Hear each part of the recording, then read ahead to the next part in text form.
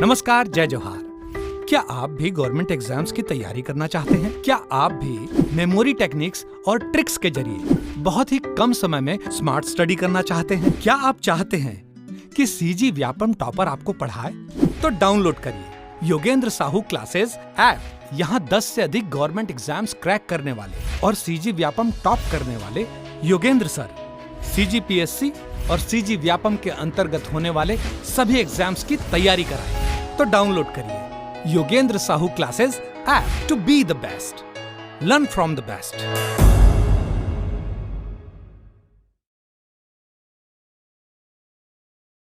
कोई भी सपना साकार करने के लिए सबसे जरूरी है सही कोच का होना। चुनिए Yogendra Sahu classes first rank को और करें अपने सीजी व्यापम सीजीपीएससी का सपना साकार। Download the app now.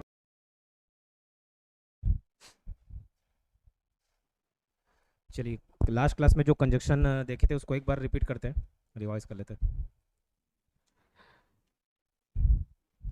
सबसे पहला देखे थे नॉट ओनली बट ऑल्सो, यहाँ से नियम स्टार्ट किए थे और कंजक्शन का सिर्फ इतना मतलब बताया था मैं कि जो जोड़ने का काम करे, ठीक है, जो जोड़ने का काम करे। ये रिवीजन करने के बाद जो इससे कभी ऐसे क्वेश्चन पूछे नहीं गए बट पूछे जा सकते हैं वो लिखा दूंगा कि कंजक्शन कितने प्रकार के या किस किस आधार पे बांटा जाता है। किसी को सब ऑल्टरनेटिंग बोला जाता है, कोई कोरिलेटिव होता है। तो वैसे टाइप के भी सवाल अगर पूछे जाए तो उसको हम एक बार गो थ्रू किए रहेंगे तो जरूर बन जाएगा। तो नॉट ओनली बट ऑल्सो एक कोरिलेटिव कंजक्शन का एक प्रकार था। सबसे पहला नियम यही देखे थे, not only then but also. क्या यूज़ है? सबसे पहले तो ये इंग्लिश बोलने में भी आपको काम आएगा। ना सिर्फ बल्कि, ये बोले ना सिर्फ मैं क्रिकेट खेलता हूँ बल्कि मैं फुटबॉल भी खेलता हूँ, ठीक है। ना सिर्फ मुझे इंग्लिश आता है बल्कि हिंदी भी आता है, ठीक। ना सिर्फ मैं छोटे बच्चों को पढ़ा सकता हूँ बल्कि बड़े बच्चों को भी। तो ये ना सिर्फ बल्कि ये सब के लिए इंग्लिश में वर्ड यूज़ करते हैं, नॉट ओनली बट ऑल्सो। 3 इससे रिलेटेड नियम देखे थे। पहला वाला तो बेसिक सही है, ये हर किसी को मालूम होता है और इवन यहाँ से भी क्वेश्चन पूछते हैं तो आपसे पढ़ना चाहिए। बट इससे रिलेटेड 3 नियम आपको ध्यान देने हैं, ठीक है। पहला नियम कि नॉट ओनली के साथ हमेशा क्या लगेगा? But also. पहला नियम तो आपको यही क्लियर रहना चाहिए, नॉट ओनली के साथ क्या लगेगा? बट ऑल्सो, ठीक है।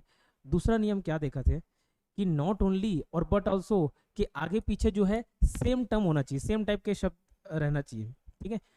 अब कैसे डिसाइड करेंगे? तो एक आध उदाहरण दिया था, जैसे यहाँ पे लिखा हुआ है I go not only to college but also to school.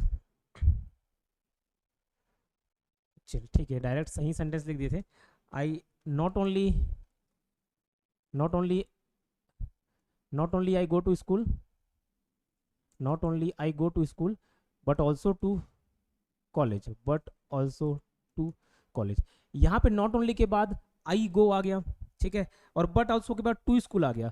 तो मैं वही बोला कि भैया सिमिलर टाइप के सेंटेंस होने चाहिए। हाँ, not only के बाद to school आना चाहिए और but also के बाद भी to college आना चाहिए, ठीक है। लेकिन ये थोड़ा सेंटेंस मिसमैच है। तो दूसरा रूल यही देखे थे कि भैया इसको मिसमैच नहीं कराना है, मैच कराना है। तो कैसे मैच कराएंगे? पहले वाले को देख के दूसरे वाले को चेंज करें कि दूसरे वाले को देख के पहले वाले चेंज करें? तो दूसरे वाले को चेंज करें। हमेशा पहले और दूसरे में पहले को प्रीफर किया जाता है। बट ये रूल में आपको ध्यान रखना है कि सेकंड रूल के हिसाब से, सेकंड वाले पार्ट के हिसाब से, ये कोरिलेटिव कंजक्शन में 2 पार्ट होते हैं। जो भी पेयर में रहता है उसको कोरिलेटिव कंजक्शन बोले जाते हैं, आपस में सहसंबंध होता है, ठीक है। सेकंड वाले को देख के पहले वाले को चेंज किया जाता है। तो बट ऑल्सो के आगे टू कॉलेज लिखा है ना, तो सेंटेंस को ऐसा अरेंज करो कि नॉट ओनली के बाद टू स्कूल आए, ठीक है। तो क्या कर दिया? Not only I go to college नहीं, I go not only to college but also to school.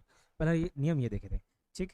अब बहुत सारे सेंटेंस के साथ ऐसा ट्रीट किया जाता है, जितने भी खास करके पेयर वाले जो सेंटेंस है, not only but also, either और नेदर नॉर, ठीक है, ये सारे सेंटेंस के बाद सिमिलर टाइप के वर्ड्स यूज होने चाहिए, ठीक। तो दूसरा रूल तो ये देखे। तीसरा रूल, अगर आगे किसी कारणवश वर्ब आ गया, ठीक है, किसी कारणवश वर्ब आ गया। अब यहाँ पे तो एक ही बंदा मौजूद था, आई और आई, तो गो टू स्कूल हो गया। गो होना चाहिए, गोज होना चाहिए, क्या होना चाहिए, ये कैसे डिसाइड होगा? तो एक और एग्जांपल देखे थे वहाँ पे, not only the student but also the teachers, या not only the students but also the teacher were responsible कि वॉज रेस्पॉन्सिबल। तो वहाँ पे वर्ब आया। सर वर्ब किसको? तो वर्ब जो भी क्रिया के रूप में मौजूद हो। अब ये वर्ब भी 2 प्रकार के होते हैं, एक मेन वर्ब होता है और एक को बोला जाता है ऑक्सिलरी वर्ब। एक मेन वर्ब, एक ऑक्सिलरी वर्ब, मुख्य क्रिया, सहायक क्रिया, ठीक है, मुख्य क्रिया, सहायक क्रिया। जैसे I am going to school, तो वहाँ पे जो एम मौजूद है ना वो सहायक क्रिया है, ठीक है, क्रिया का सहायता करने वाला, ठीक है, और जो गो जाने वाला है वो मुख्य क्रिया है, ठीक है। तो मेन वर्ब और ऑक्सिलरी वर्ब, तो सर ये वर्ब में कौन कौन से चीज़ें आती हैं? मेन वर्ब तो सभी प्रकार के जो भी क्रिया हों, और खास करके जो ऑक्सिलरी वर्ब है सहायक क्रिया है, तो इज एम आर वाले सेंटेंस, वॉज वर वाले सेंटेंस, ये सारे ये जो शब्द हैं ये सहायक क्रिया में आते हैं। तो यहाँ पे एक सेंटेंस लिए थे कि not only the teachers but also the students were responsible, तो नॉट ओनली द स्टूडेंट्स था बट ऑल्सो द टीचर। अब इसको देखने से समझ आ रहा है कि टीचर एक सिंगल टीचर है, स्टूडेंट्स बहुत सारे स्टूडेंट्स हैं, तो जस्ट आगे एक हेल्पिंग वर्ब आ गया वॉज की वर, तो आपको लगाना है यहाँ पे वॉज वर, कैसे देख के लगाना है? सेकंड वाले को देख के, not only the students but also the teacher, तो टीचर सिंगुलर है और सिंगुलर के लिए वॉज लगाते हैं, तो teacher was responsible for what happened the what was happening in the class, ठीक है। अगर वर कब लगाते, ये स्टूडेंट्स इधर आ जाए और ये टीचर इधर आ जाए, तो ये चीज़ फिर क्या हो जाएगा? वह हो जाएगा, क्यों? स्टूडेंट सेकंड नंबर पे है, तो सेकंड वाले को देख के डिसाइड करते हैं। ये तो not only but also say related 3 नियम थे, इजी वाले जो देख लिए, ठीक। फिर मैंने बताया ऑल्दो या दो के बाद हमेशा क्या लगेगा? येट लगेगा या कॉमा लगेगा, ठीक है। याद करने का तरीका भी था जो एकदम, अगर कुछ भी नहीं जान रहे हैं तो आई टाइट करके याद कर सकते हो। आइट से आई, ईट से येट आ जाएगा और आ से ऑल्दो आ जाएगा, ठीक है, ऐसे याद कर सकते थे हम। तो ऑल्दो और येट ये भी बोलने के लिए आप यूज़ कर सकते हो, आम बोलचाल की भाषा में इसको बोला जाता है भले ही डैश डैश डैश लेकिन डैश डैश डैश, ये चलता है, ठीक है। यद्यपि तथापि जो हिंदी में, शुद्ध हिंदी में बोला जाता है, ठीक। अब हिंदी में बोलते हैं तो भले ही मैं ऐसा हूँ लेकिन, तो वहाँ पे लेकिन शब्द के लिए हम आमतौर पे क्या लगाने का प्रयास करते हैं? बट, लेकिन यहाँ पे बट नहीं लगता, येट लगता है, ठीक है। अब येट का ओरिजिनल जो सेंस है वो देखोगे, येट मतलब होता है अभी तक, लेकिन वहाँ पे यूज होता है तो ऐसे वो सेंस नहीं देता, वहाँ पे लेकिन वाला सेंस देता है। येट अगर देखोगे ना, येट मतलब अभी तक होता है, स्टिल मतलब भी अभी तक होता है। अभी तक आ गया तो इसके बीच का भी डिफरेंस बता देता हूँ। स्टिल पॉजिटिव सेंटेंस में यूज किया जाता है, येट नेगेटिव सेंटेंस में। जैसे ही इज स्टिल वर्किंग, अब पॉजिटिव सेंटेंस है, ना वाला कहीं पे भी भावना नहीं है, उस स्टिल का मतलब भी अभी तक है, येट का मतलब भी अभी तक होता है, बट दोनों में डिफरेंस है। मैं बोल रहा हूँ कि आई एम स्टिल वर्किंग, मैं अभी भी काम कर रहा हूँ, पॉजिटिव टाइप का दिख रहा हूँ, ठीक है, तो वहाँ पे स्टिल लगेगा, मैं अभी तक काम कर रहा हूँ, आई एम स्टिल वर्किंग। लेकिन मैं बोलूँ कि मैं अभी तक काम खत्म नहीं किया हूँ, अब नहीं वाला भाव आ गया, नेगेटिव वर्ड आ गया, तो ऐसा यूज होगा I have not done my work yet, ना कि still, I have not done my work still, ऐसा नहीं, येट, ठीक है। तो फिलहाल येट का मतलब अभी तक ऐसे होता है, बट यहाँ पे वो सेंस में यूज नहीं किया था, इसका सेंस क्या बन जाता है? लेकिन। तो ऑल्दो या दो के साथ येट लगता है या कॉमा लगता है, इस बात का आपको ध्यान देना। ऑल्दो या दो के साथ, इसका मतलब होता है भले ही, ऑल्दो का मतलब होता है भले ही, ठीक है, और येट मतलब लेकिन वाला भाव आ जाता है यहाँ पे, ठीक है। तो येट लगाओ, जैसे वहाँ पे लिखा था although I am a student of commerce या commerce background but I score good in maths, नहीं, yet I score good in maths. अब उस येट को आप नहीं बोलना चाह रहे हो, पॉज लेना चाह रहे हो, तो कॉमा लगा दो, ठीक है। Although I am a student of commerce background, I score good in maths, तो थोड़ा सा पॉज लेने को क्या कॉमा ही तो डालते हैं इंग्लिश में, तो कॉमा लगा दोगे तो भी चल जाएगा। लेकिन येट और कॉमा दोनों लगाओगे नहीं चलेगा, दोनों गायब कर दोगे तो भी नहीं चलेगा, कॉमा आपको लगाना है, ठीक है। अच्छा, कई सेंटेंस में इसको उल्टा सीधा एडजस्ट कर देते हैं, जैसे हम हिंदी में बोलने का आदत रहता है, मैं मैथ्स में स्कोर अच्छा कर लेता हूँ, भले ही मैं कॉमर्स बैकग्राउंड का स्टूडेंट हूँ, अपोजिट बोल दिया, बोलना मेरे को क्या चाहिए था? भले ही, मैं बताने के लिए, ठीक है। एक अरेंजमेंट के फॉर्म में देखा जाए तो सबसे पहला यही होना चाहिए, भले मैं कॉमर्स का स्टूडेंट हूँ लेकिन मैं मैथ्स में अच्छा स्कोर करता हूँ, लेकिन उसको उल्टा बोल दिया, मैं मैथ्स में अच्छे स्कोर कर लेता हूँ भले ही मैं कॉमर्स बैकग्राउंड का स्टूडेंट हूँ। अब उल्टा बोल देने पे येट और कॉमा दोनों गायब हो जाता है, ठीक है। अब येट कॉमा बाद, ऑल्दो के बाद लगता है, लेकिन अगर शुरुआत में I score good in maths, ठीक है, although I am a student of commerce background, तो यहाँ पे फिर येट और कॉमा वाला ये रूल नहीं होता ना, स्किप हो जाता है, इस चीज़ को आपको ध्यान रखना है, ठीक है। ऑल्दो शुरू में यूज हुआ तो आगे येट और कॉमा, बट कभी कभार सेंटेंस का स्ट्रक्चर आगे पीछे कर देता है, तो ऑल्दो फिर यहाँ जबरदस्ती yet I score good in maths although I M commerce background student, ऐसे स्टार्ट आपको नहीं करना, ठीक है। फिर हार्डली और स्केर्सली के साथ डैश डैश डैश व्हेन लगेगा, ये देखे थे हार्डली या स्केर्सली के साथ।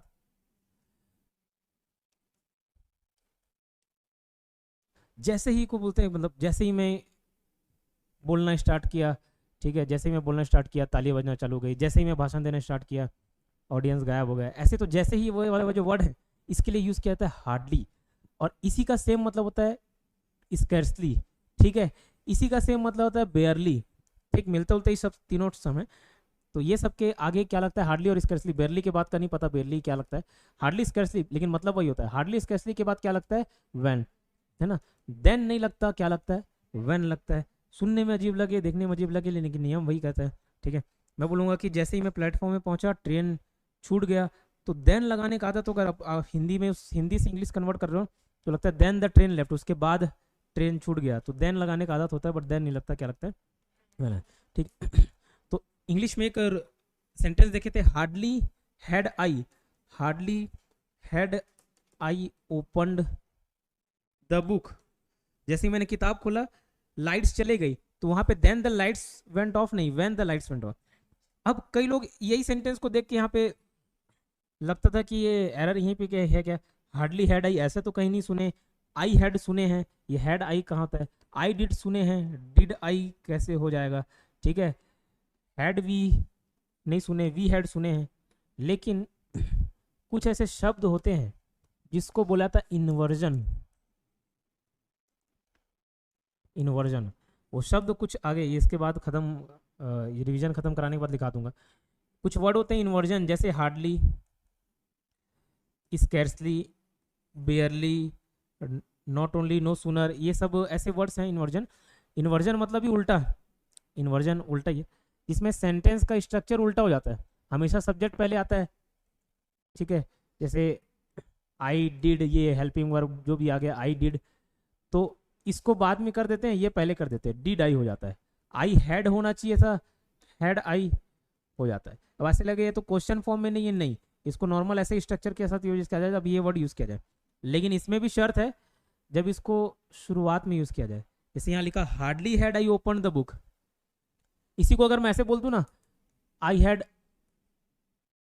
Hardly, I had hardly open the book, ठीक है, हार्डली, तो ये जो हार्डली यूज किया इसको बाद में इसके शुरुआत में नहीं किया, तो नॉर्मल स्ट्रक्चर ही रहेगा, तो वहां पे आई हैड ही रहेगा। लेकिन इसी हार्डली को पहले लिख दूं तो सेंटेंस का स्ट्रक्चर चेंज हो जाता है, ठीक।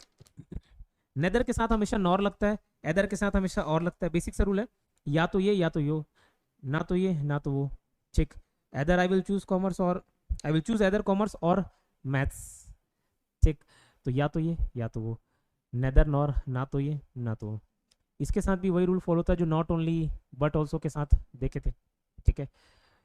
तो जैसे अभी जैसे मैं सेंटेंस बोला, either I will choose commerce और मैथ्स, सही है, गलत, आई विल चूज एदर कॉमर्स और मैथ्स, क्यों, एदर को पहले बाद में कैसे एडजस्ट करेंगे और के हिसाब से, ठीक है। फिर एक देखे थे सपोज इफ यू, सपोज का मतलब ही होता है मान लो, माना कि, ठीक है, तो एज्यूम करने वाले वर्ड के लिए बोलते हैं सपोज। इफ अगर, तो ये भी मान लो वाले, अगर ऐसा हो जाए तो, अगर वैसा हो जाए तो ये भी मान लो जैसा ही सिचुएशन है, तो दोनों के लिए सपोज या फिर इफ यूज किया जाता है, मान लो अगर, इस सब के लिए, लेकिन दोनों एक साथ यूज नहीं किया जाता, ठीक है। Suppose if you become an auditor, तो बोलने में ऐसा लगता है सही होगा, सपोज इफ यू बिकम, तो या तो सपोज बोलो या इफ यू बोलो, ठीक है, suppose you become an auditor या if you become an auditor, दोनों में से कोई एक ही यूज करना है, डबल डबल यूज नहीं करना, ठीक है। एक देखे थे लेस्ट और शुड, लेस्ट या शुड, ये क्या होता है लेस्ट या शुड, हिंदी में देखे अगर ऐसा ना हो, ताकि कहीं ऐसा ना हो जाए, कहीं ऐसा ना हो, ये वाले जो सेंटेंस है उसके लिए लेस्ट यूज करते हैं। Work hard लेस्ट you will fail, मेहनत करो कहीं ऐसा ना हो जाए कि तुम फेल हो जाओ या फेल हो जाओगे, तो फेल हो जाओ एक भविष्य में बोला, या भविष्य का बोध कराते इस प्रकार का सेंटेंस, मेहनत करो नहीं तो कहीं ऐसा ना हो कि फेल हो जाओ, फेल हो जाओ मतलब अभी फेल हो गया तो ऐसा नहीं, भविष्य की बात कर रहा है फेल हो जाओ। तो इंग्लिश में बोलते हुए क्या लगता है कि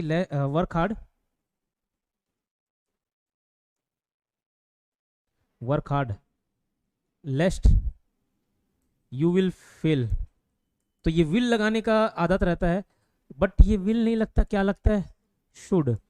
अब कहीं ऐसे सेंटेंस जमा के भी देगा ना, तो आप कहीं अगर इसको नहीं पढ़े होगे तो डेफिनेटली शुड को तो ऑप्शन में नहीं लोगे, क्योंकि बेसिकली सभी को मालूम होता है कि भैया शुड मतलब चाहिए। तो ऐसा थोड़ी ना होगा कि तुम्हें फेल हो जाओ, तुम्हें फेल हो जाना चाहिए, ऐसे लगेगा बच्चों को।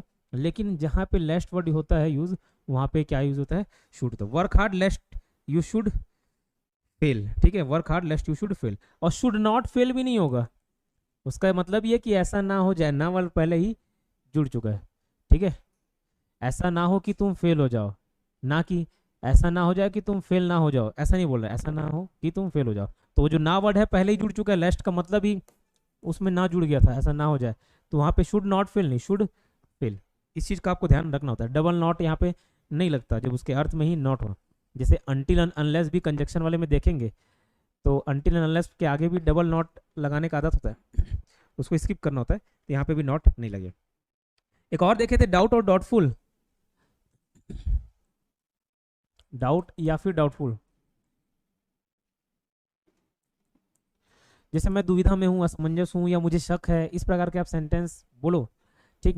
तो उसके आगे उस सेंटेंस को कंप्लीट करने के लिए इफ या वेदर लगाते हैं, ठीक है, या फिर कभी कभार उसको दैट भी लगाया जाता है। लेकिन इफ और वेदर कब लगाया जाता है, जब सेंटेंस क्या हो, पॉजिटिव में हो, अफर्मेटिव सेंटेंस हो। और अगर सेंटेंस नेगेटिव हो तो इसी के साथ क्या लगा देते हो, दैट लगाते हैं, नेगेटिव हो या फिर इंट्रोगेटिव हो, क्वेश्चन मार्क में, ठीक है। जैसे मैं यहाँ एक वर्ड यूज किया था, आई डाउट, दैट लगेगा, इफ लगेगा, वेदर लगेगा, शी विल मैरी मी। तो ये तो पॉजिटिव है, शादी करेगी कि नहीं करेगी, ठीक है। तो she will Mary, she will not Mary ऐसा तो नहीं, शी विल मैरी। तो यहाँ पे इफ या वेदर दोनों लग सकता है। I doubt that she will marry me, I doubt that she will marry me. तो इफ लगेगा, वेदर लगेगा कि दैट लगेगा, इफ लग सकता है, वेदर लग सकता है, ठीक है। तो इंट्रोगेटिव या नेगेटिव में दैट लगता है, ठीक है। जैसे I don't doubt she will marry me या she will not marry me, ऐसे बोले आई डोंट डाउट, अब वहाँ पे नेगेटिव सेंस आ गया, तो वहाँ पे दैट लगेगा। इफ और वेदर पॉजिटिव सेंस में लगता है, लेकिन इसमें भी डिफरेंस है। अगर खाली देखो शी विल मैरी मी और नॉट, ये बोलने का भाव आता है, लेकिन और नॉट को ना स्किप कर दिया जाता है, क्योंकि यहाँ पे जो इफ यूज करते हैं ना, इफ या वेदर यूज करते हैं, तो उसका तात्पर्य यही बनता है कि या तो ये होगा या तो नहीं होगा, ऐसा स्थिति बोल रहा है, ठीक है। तो हम कभी कभार सेंटेंस को और नॉट के बिना भी लिख देते हैं, और कभी कभार इसके साथ भी लिख देते हैं। अगर और नॉट नहीं लिखा हुआ, खाली शी विल मैरी मी ऐसे टाइप का लिखा हुआ, if she will marry me या whether she will marry me, तो इफ और वेदर दोनों लगा सकते हो, लेकिन और नॉट भी इंक्लूड कर दिया है, तो हमेशा क्या लगाना है, वेदर, फिर इफ काम नहीं होगा। इसी सेंटेंस में रहता है शी विल मैरी मी और नॉट, तो इफ शी विल नहीं होता, क्या होता है, वेदर शी विल मैरी मी और नॉट। तो अगर कंफ्यूजन हो तो ऐसा रखना, देखो और नॉट थोड़ा और लंबा शब्द हो गया, तो वेदर भी थोड़ा लंबा शब्द है, तो लंबे शब्द के लिए लंबा लगाता है, ऐसा याद कर लेना, वेदर, ठीक।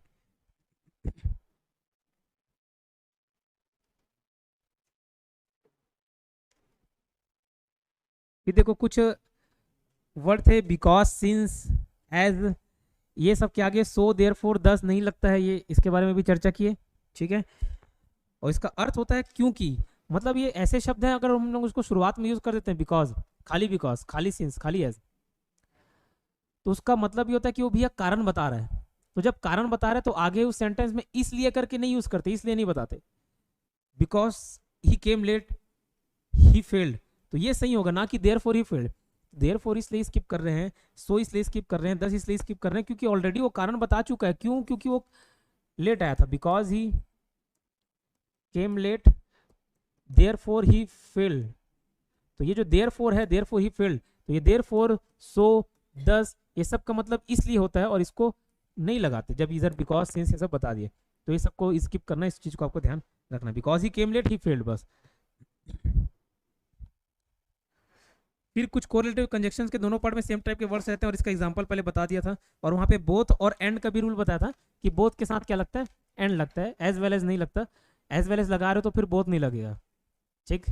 जैसे बोथ राम एंड श्याम, ये सही है। Both Ram as well as Shyam बोलूं, गलत है, तो क्या सही है, बोथ राम एंड श्याम, या फिर Ram as well as Shyam, ठीक है, Ram as well as Shyam, ये सही है। सेल्डम और नेवर या सेल्डम इफ एवर, ये इसका मतलब क्या होता है, सेल्डम, सेल्डम मतलब होता है एकदम ना के बराबर, ठीक है। और फिर नेवर मतलब कुछ नहीं, कभी नहीं। तो ये एक ना के बराबर और एक कंप्लीट ना, तो सेल्डम के साथ हमेशा नेवर यूज करते हैं, सेल्डम और नेवर। और अगर और नेवर नहीं लगाना, इफ एवर, ठीक है, सेल्डम इफ एवर, या तो सेल्डम और नेवर या seldom if ever. Nothing else के बाद देन नहीं लगता, क्या लगता है, तो फिर बट लगता है, nothing else dash dash dash but लगेगा। It is nothing else but an illusion, ना कि देन एन इल्यूजन। एक एग्जांपल दिया था, इट इज नथिंग एल्स, अगर कोई जादू दिखा रहा है तो एक भ्रम पैदा करता है, आंखों में धूल झोंकने का काम कर रहा है, उसी को लोग जादू समझ रहे हैं, तो कोई जादू नहीं है, वो सिर्फ एक भ्रम है, ये बोलना चाह रहे हैं। It is nothing else but an illusion.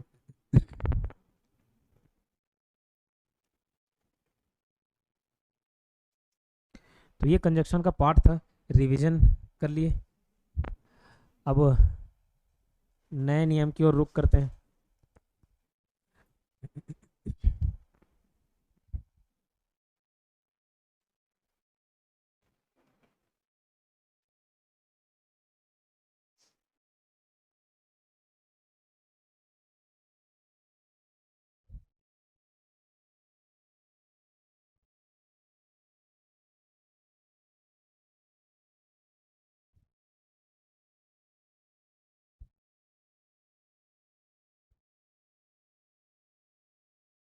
चलिए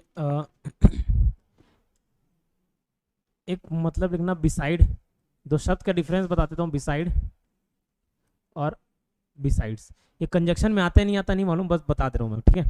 बिसाइड और बिसाइड्स दोनों का मतलब बताता हूँ, बात मत करो, सेंटेंस देखो। के बाजू, के अलावा, के बाजू और के अलावा, बिसाइड और बिसाइड्स।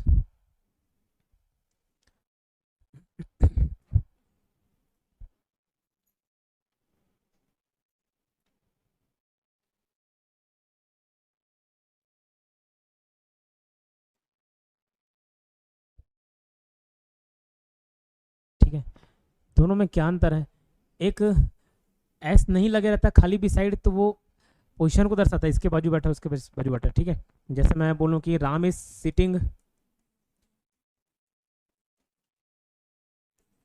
बिसाइड्स सीता, तो ये बिसाइड्स गलत हो जाएगा, ये फिर सीता के अलावा, ऐसा नहीं, सीता के बाजू में बैठा है, बैठना बढ़ा रहा है, ठीक है, तो ये बिसाइड्स नहीं होगा, क्या होगा, बिसाइड होगा, ठीक। और मैं अगर बोलूँ besides working, besides working in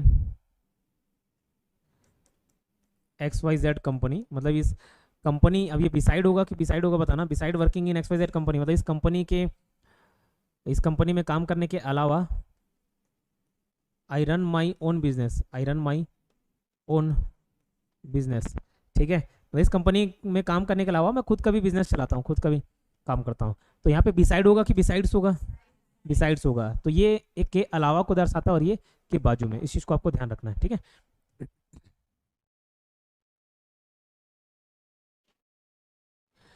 इसी में लिखते हुए एक और शब्द लिख लेना है बिसाइड, इसके बीच पे है ना डिफरेंस, तो कल एक एरर देखा तो ध्यान आ गया, इंस्पाइट ऑफ और डिस्पाइट, इंस्टीड ऑफ,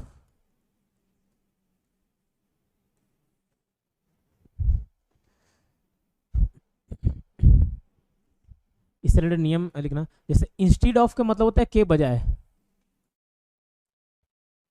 के बजाय, ठीक। इंस्पाइट ऑफ या डिस्पाइट के का मतलब होता है के बावजूद,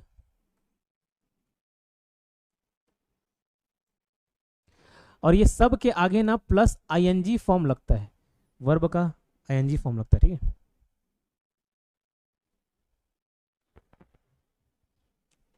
प्लस आईएनजी लगेगा, ये कंपलसरी है।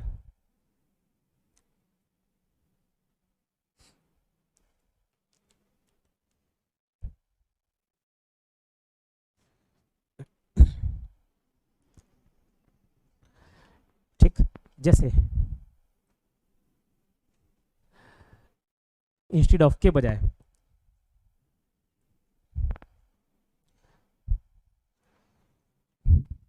जैसे बचपन में लोग बोलते हैं ना, कोई ऐसे कुछ कुछ खाओगे क्या, कुछ खाओगे क्या, ठीक है, या कोई ऐसा गिफ्ट दे दिया जो यूज़ नहीं आ रहा है, बार बार ड्रेस दे रहा है, बार बार कपड़ा दे रहा है, तो सोचते हैं भाई ये इसके बजाय पैसा दे दे, ठीक है, ये कपड़ा देने के बजाय पैसा दे दे, ठीक है। गिफ्ट मिलता है हमेशा photo frame, photo frame, photo frame, भाई पैसा दे दे, ठीक है। तो इंस्टीड ऑफ के बजाय यूज हो रहा है, इस गिफ्ट देने के बजाय पैसा दे दे, ठीक है। इंस्टीड ऑफ गिव नहीं, giving, instead of giving this gift, instead of giving this gift give me money, ठीक है। तो इंस्टीड ऑफ लगा, काहे के बजाय बोलना चाह रहे हैं, ठीक है, के बजाय मतलब उसके जगह या उसके बजाय क्या दूं मेरे को, पैसा दो। इंस्टीड ऑफ गिविंग, तो गिव नहीं होगा, क्या होगा, गिविंग होगा, क्यों, प्लस आईएनजी का फॉर्म यहाँ पे लगता है, ठीक है, प्लस आईएनजी का फॉर्म लगेगा student. Instead of giving this gift give me money, ठीक। तो ये के बजाय वाला सेंस था, और इसके आगे क्या लगता है, ऑफ लगता है। इंस्पाइट ऑफ का मतलब होता है के बावजूद। मैं बोलूँ कल जैसे मैच था, in spite of scoring, in spite of scoring 200 runs, तो 200 रन बनाने के बावजूद, 200 रन स्कोर करने के बावजूद वो डिफेंड नहीं कर पाया, ठीक है, या कोई team defend, in spite of scoring 200 runs they were not able to defend it, they were not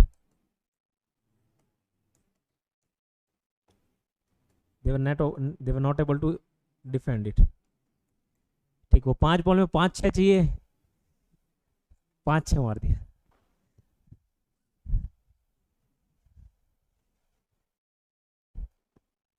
in spite of scoring 200 runs they were not able to defend it, तो यहाँ पे इन स्पाइट ऑफ लगाया, क्यों, 200 run score करने के बावजूद, के बजाय नहीं बोल रहा है, ठीक है, के बावजूद, तो इन स्पाइट ऑफ स्कोर नहीं हुआ, स्कोरिंग, ठीक। तो दो चीज यहाँ पे, पहले तो के बावजूद के लिए इन स्पाइट ऑफ लगेगा, और उसके आगे आईएनजी फॉर्म लगता है। इसी को मैं बोलना चाहूँ डिस्पाइट, ठीक है। तो डिस्पाइट और इंस्पाइट ऑफ दोनों का मतलब सेम होता है, के बावजूद, बट डिफरेंस ये है इंस्पाइट के बाद ऑफ नहीं लगता, ठीक है, इंस्पाइट के बाद ऑफ नहीं लगता, या तो इंस्पाइट ऑफ लगेगा या खाली डिस्पाइट लगेगा। डिस्पाइट ऑफ स्कोरिंग बोलेंगे गलत, खाली despite, despite scoring 200 runs they were not able to defend it, ठीक, क्लियर।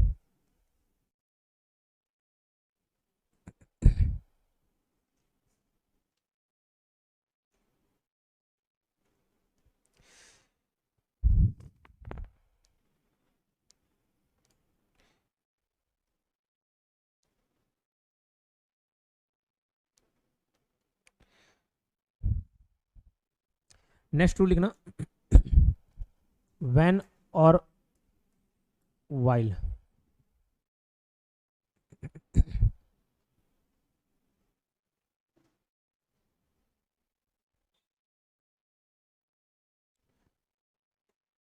ठीक है। आपको लगता हो व्हेन मतलब सिर्फ क्वेश्चन करने के लिए, व्हेन मतलब कब, ऐसा नहीं, व्हेन और वाइल इसको पॉजिटिव वर्ड में भी यूज किया जाता है, सिर्फ क्वेश्चन के लिए नहीं, बट डिफरेंस होता है। व्हेन क्या होता है, एक काम खत्म होने के बाद,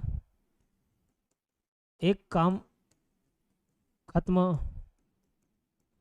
व्हेन कब यूज किया जाता है, जब एक काम खत्म होने के बाद दूसरा स्टार्ट हो, और वाइल जब पहला काम ही चालू रहे,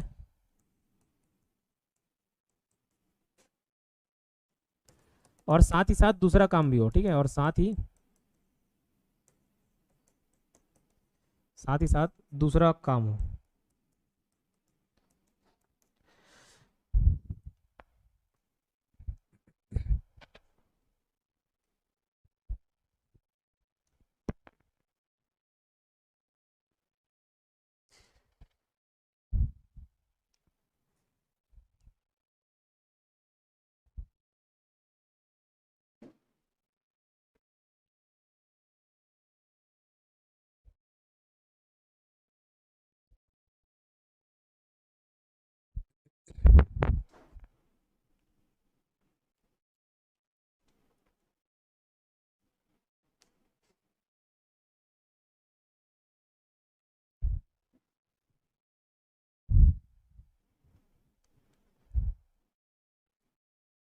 ठीक है।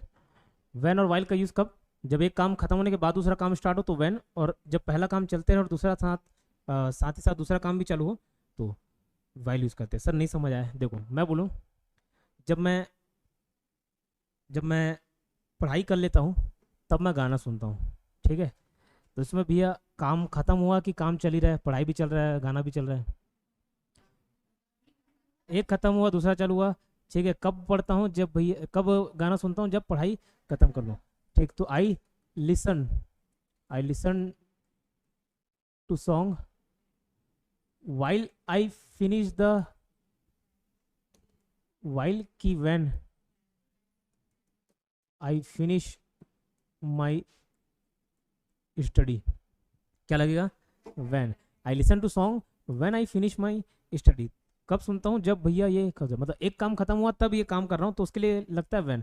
इसी को मैं ऐसे बोल दूँ, मैं पढ़ाई के साथ साथ गाना सुनता हूँ, ठीक है। आई स्टडी while कि when I listen to song या listen to the song, I study while या when I listen to song, क्या लगेगा यहाँ पे, while, ठीक है, while I listen to song, ठीक। तो एक काम होते होते कोई दूसरा चल रहा है, तो उसके लिए while यूज करते हैं।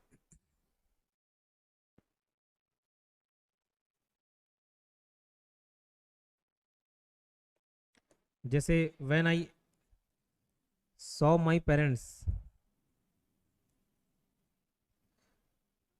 या when की while I saw my parents, when I saw my parents I became happy।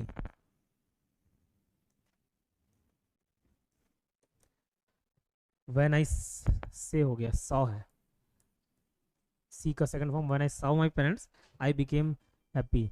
तो भैया जब मैंने अपने पेरेंट्स को देखा तब कि देख रहा हूँ और खुश हो रहा हूँ, देख रहा हूँ खुश हो रहा हूँ। जब मैंने अपने पेरेंट्स को देखा, एक काम खत्म हो गया भैया, पहले देखा पहली नज़र में, उसके बाद खुश हुआ, तो when I saw my parents I became happy, ठीक है।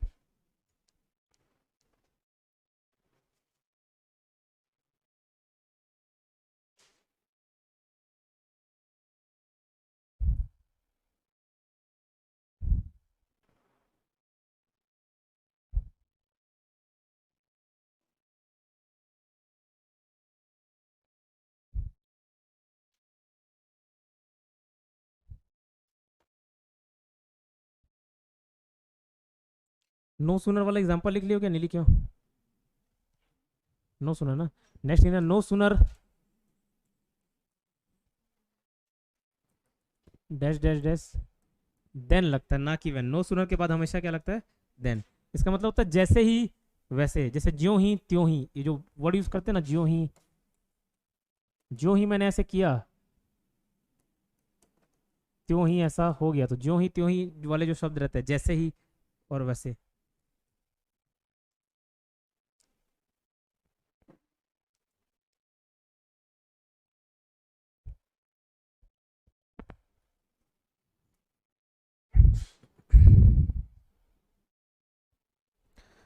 ठीक, जैसे अच्छा इसका स्ट्रक्चर भी याद रखना। नो सुनर अगर शुरुआत में यूज कर रहे हो, नो सुनर प्लस डिड या हैड, ठीक है, डिड या हैड लगेगा, प्लस सब्जेक्ट। क्यों सब्जेक्ट पहले नहीं आया है और बाद में आ रहा है, ये सब कैसे इन्वर्जन वाले वर्ड होते हैं, अभी बताया थोड़ी देर पहले। तो जैसे आई हैड आई डिड ऐसा नहीं, डिड आई हैड आई ऐसा। नो सुनर प्लस डिड या हैड, सब्जेक्ट प्लस, एक मिनट, डिड लगेगा तो वर्ब का फर्स्ट फॉर्म रहेगा। No sooner did plus subject plus verb का फर्स्ट फॉर्म, ठीक है, देन और प्लस कोई सेंटेंस या क्लॉज। क्लॉज मतलब जो आधा अधूरा सेंटेंस है। यही सेम स्ट्रक्चर अगर हैड लगे रहेगा, मतलब आपको ज्यादा पास्ट टेंस में बोलना है, no sooner had word use कर दिए तो हमेशा वर्ब का थर्ड फॉर्म यूज होता है, वर्ब का third form plus then plus clause. इस स्ट्रक्चर को भी आप लिख लीजिए, लिखिए।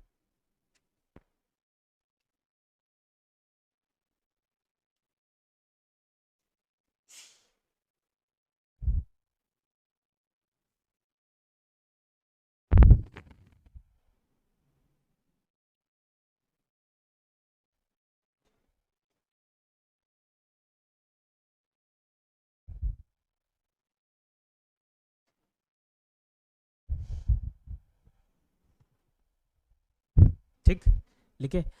अब सेंटेंस लिख रहा हूं मैं।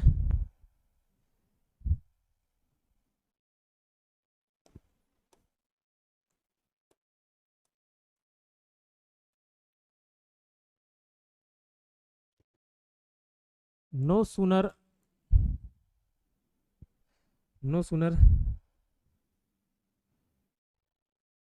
डिड द, देखो नो सूनर और डिड, ठीक, ये दोनों में क्या डिफरेंस है सर? थोड़ा सा डिफरेंस है।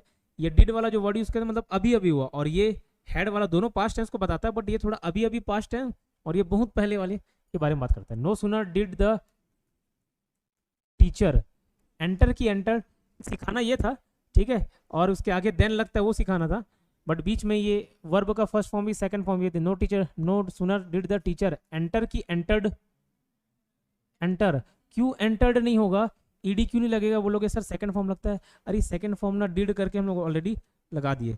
जैसे मैं बोलूं आई वेंट टू स्कूल,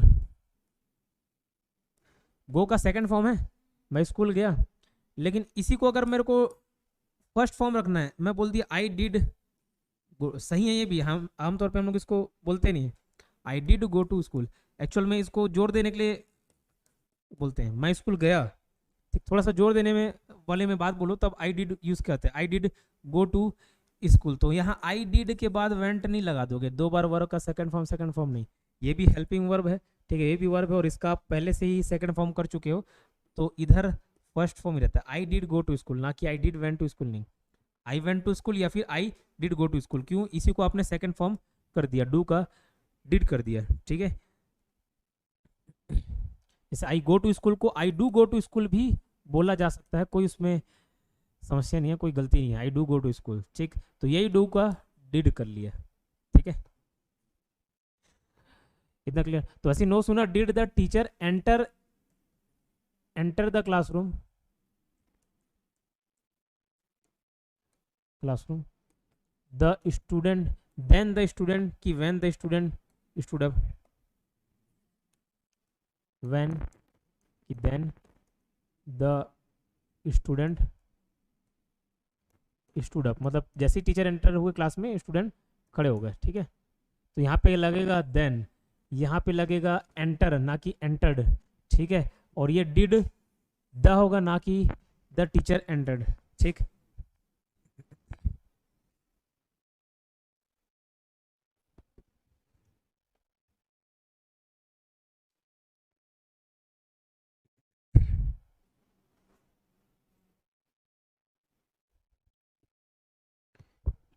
लिखिए सेंटेंस।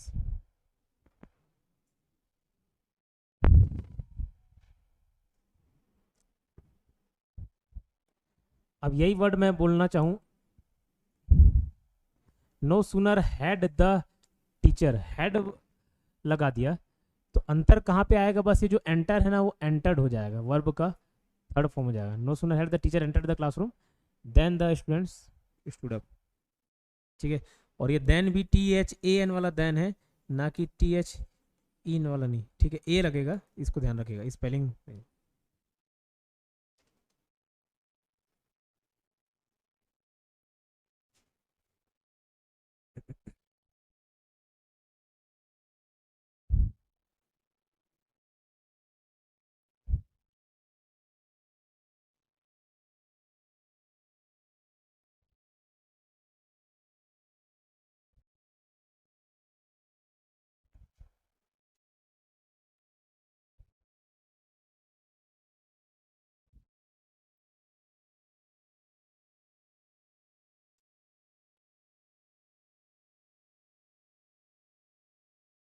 ठीक है, अब उसी में ना लिख लेना इन्वर्जन, ये जितने ऐसे वर्ड्स आते हैं ना, इन्वर्जन वर्ड क्या होते हैं उसको लिख लेना, इन्वर्जन वर्ड, जिसमें सेंटेंस का स्ट्रक्चर आगे पीछे करते हो, ठीक, इन्वर्जन वर्ड, वही नो सुनर वाले में लिख लेना इन्वर्जन वर्ड्स के लिखित। तो दो चीज़ें इसमें करते हैं, सेंटेंस का स्ट्रक्चर उल्टा हो जाता है, सेंटेंस का स्ट्रक्चर रिवर्स हो जाता है। जैसे आई डिड ना होके डिड आई हैड ना होके आई हैड ना होके हैड आई, इस टाइप के सेंटेंस हो जाते हैं। लेकिन कब कब ऐसा होता है, जब ये इन्वर्जन वर्ड, ये जो इन्वर्जन वर्ड्स हैं वो शुरू में यूज हो। ठीक है, शुरू में यूज हो।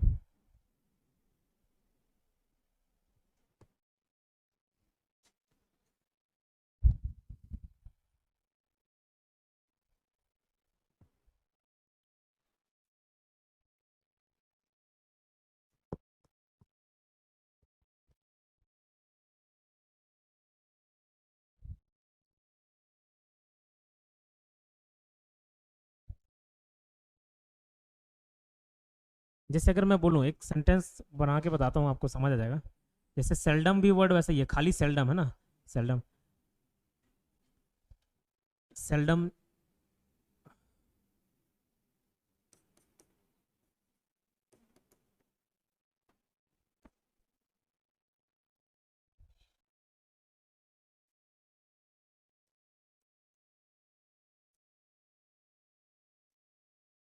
एक सेंटेंस लिखा हूँ, seldom I drive while it is raining, ये भी इन्वर्जन वर्ड है, बता रहा हूँ। और इन्वर्जन वर्ड को मैंने क्या लिख दिया, शुरू में यूज कर दिया। Seldom I drive when it is raining, जब बारिश होता है ना, वाइल इट इज रेनिंग, जब बारिश होता है तो मैं बहुत कम चलाता हूँ गाड़ी, या ना के बराबर गाड़ी चलाता हूँ। ठीक, बारिश होता है तो मैं नहीं चलाता गाड़ी, ये बोलने का उसका सेंस है। तो आई ड्राइव तो ये भी है, तो नॉर्मल स्ट्रक्चर हो गया। ठीक, इसको हटा देते तो ये नॉर्मल स्ट्रक्चर होता। तो ड्राइव आई तो होगा नहीं, सेल्डम ड्राइव आई ऐसा नहीं। तो मैं बोला आई ड्राइव की जगह आई डू ड्राइव भी लिखा जा सकता है। I go to school, I do go to school. ठीक है, I work, I do work. ठीक, तो वहां पे डू लगाया जा सकता है, कोई उसमें गलती नहीं होती। तो इसी को क्या कर सकते हैं, सेल्डम आई डू ड्राइव की जगह क्या कर दिया, do I drive while it is raining. ठीक है, लेकिन कब, जब शब्द को शुरू में लिखे, तो ये गलत, ये सही। सेल्डम डू आई ड्राइव, इसी को ही मैं ऐसे लिख देता, आई सेल्डम ड्राइव। अब क्या, सेल्डम को मैंने आखिरी शुरू में यूज किया कि बाद में यूज किया, बाद में यूज किया, तो यहाँ स्ट्रक्चर चेंज करने की जरूरत है नहीं। तो इस सेंटेंस को नॉर्मल बोलूंगा, I seldom drive while it is raining, तो ये वाला सही है, I seldom drive while it is raining. तो ये वाला पोर्शन सही है, और इसलिए सही है क्योंकि इसका सेल्डम के वर्ड को हमने बीच में यूज किया, शुरुआत में यूज नहीं किया। ठीक है, यहाँ पे लिखा हुआ जब ये इन्वर्जन वर्ड्स को शुरू में यूज करें तब हम सेंटेंस के स्ट्रक्चर को रिवर्स करते हैं। ठीक है, तो अब ये इन्वर्जन वाले वर्ड्स कौन कौन से हैं, सेल्डम, रेयरली, ठीक है, little, barely, barely, never,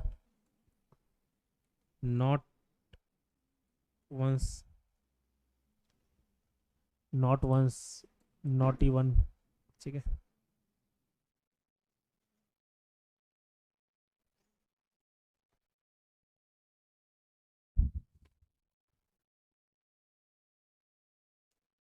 no sooner, hardly,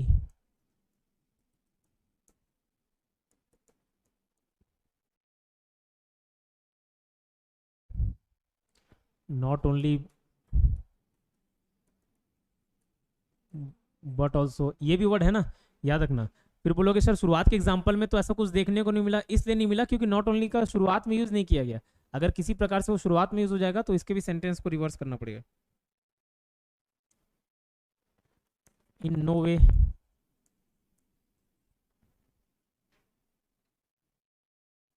ठीक है,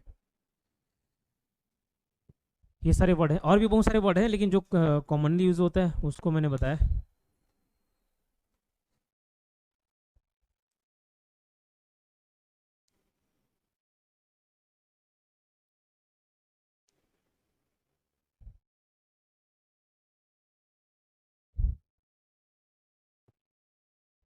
कौन कौन सा रहा, I, in no way, in no way, in no way, I no way नहीं है, इन नो वे है। ठीक है,